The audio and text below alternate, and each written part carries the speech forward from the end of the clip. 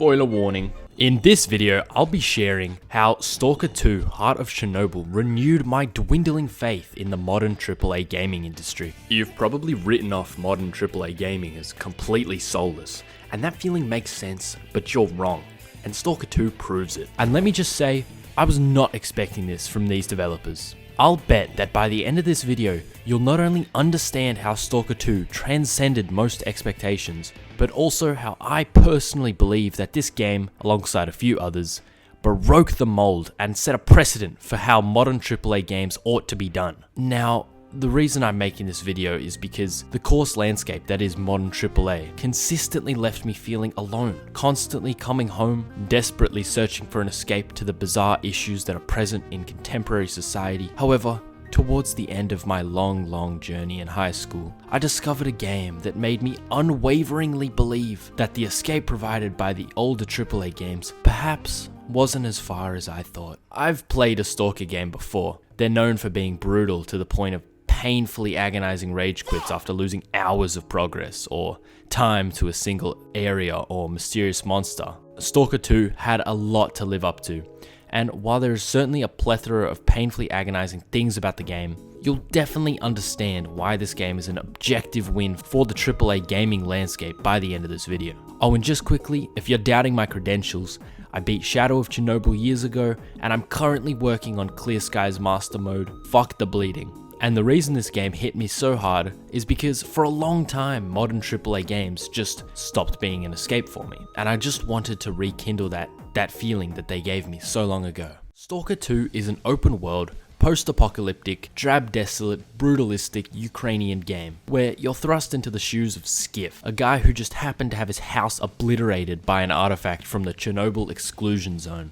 The Stalker games take place in an alternative version of history, where after the first meltdown at Chernobyl, there was actually a second one that created reality-bending anomalies, freaky mutants, and a plethora of artifacts that sell for a pretty penny. So naturally, hobos, ex-soldiers, criminals, and many other people crept past the military, cordoning off the zone in search of these artifacts to sell. Skiff fits into the hobo category because, well, you know, from the very second you step inside the zone, it is obvious that it's not greeting you with a warm welcome, but it's also not so cunningly cruel that it'll just kill you for no reason. As you'll come to discover throughout the game, the zone respects those who respect it, and rejects those who rejects its unnatural laws. Let me start by acknowledging that while this is a damn good premise for a game, it would have been incredibly easy to sell Stalker 2 as a generic survival horror experience.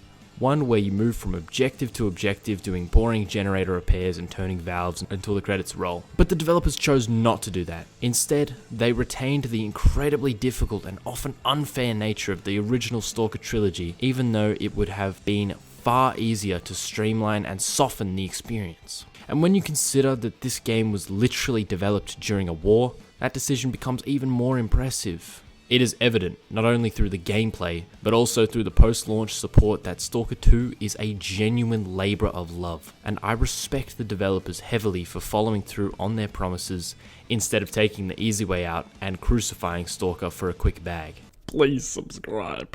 Stalker 2 is a game that has many flaws.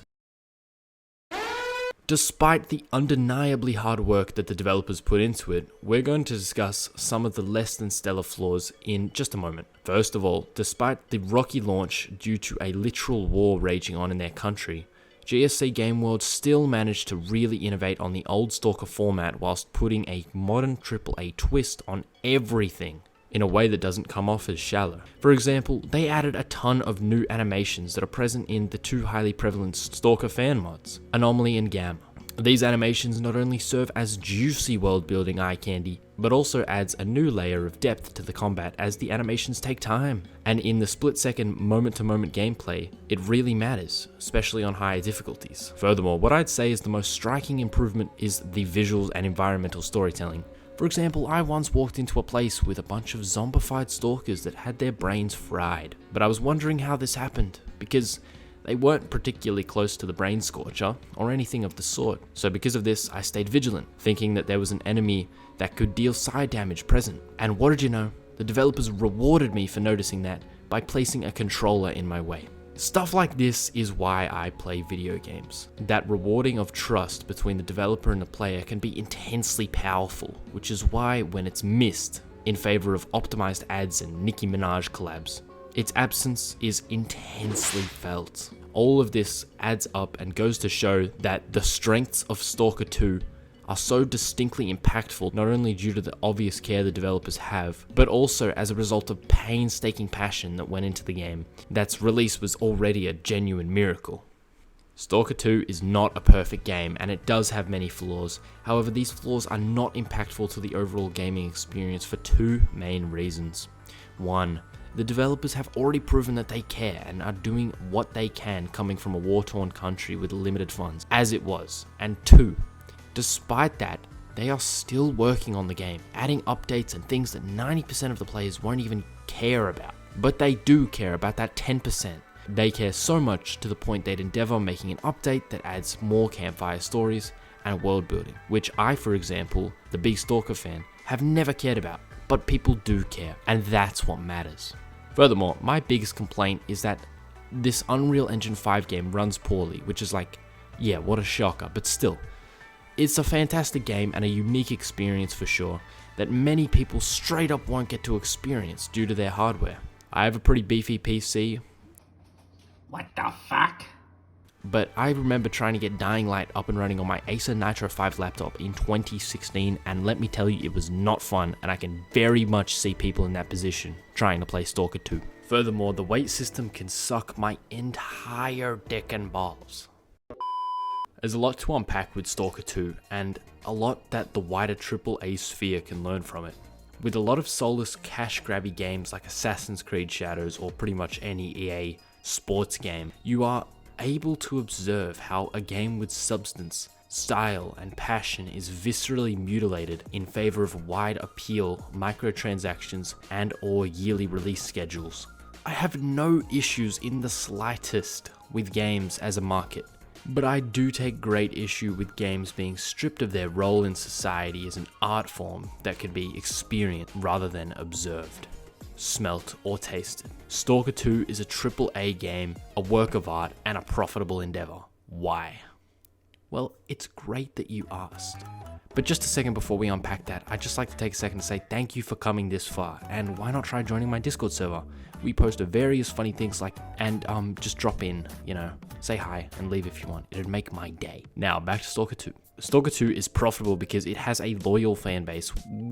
What do EA sports games and Assassin's Creed also have? A loyal fan base.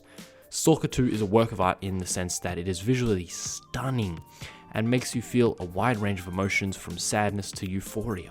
Assassin's Creed is visually top-notch, however it lacks the emotional drawstrings of a drab, desolate world like The Zone.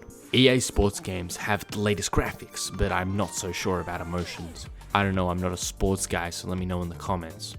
And finally, Stalker 2, EA Sports, and Assassin's Creed are all AAA games. The reason I illustrated this long-winded and frankly convoluted example of 3 AAA games with 2 widely perceived soulless cash grabs and 1 instant classic with a few problems is to demonstrate that with a few tweaks, a few seats and a few meetings replaced, Assassin's Creed and EA Sports games, and really any AAA endeavor, could easily soar to the heights of indie giants like Silksong. Remember when God of War decided to come back? It came back amazing because there was love and there was passion. And once that love and passion was injected into God of War, it became a modern classic that sold to hell and back. There's a phrase that goes, you can't have your cake and eat it too, but I believe that phrase is flawed. At least when applied in a gaming context, with the cake being profits and eating it being an enjoyable experience-based piece of art. I firmly believe that with all their money and time, EA, Ubisoft, Activision, Blizzard, and all the others need to have their cake and try to eat it too. If they don't, their flagship games will bleed and die slow deaths alongside their company. So why not make it better for us all by making Stalker 2? Thank you so much for watching my video. If you want to see me discuss how this niche indie game absolutely annihilated Sonic at his own game, then click here. Otherwise, I'll see you later, Sardine Nation. Aw shit! Fuck. Burning valves until the credits until the credits roll. But first, let's get into the strengths, but also adds a new layer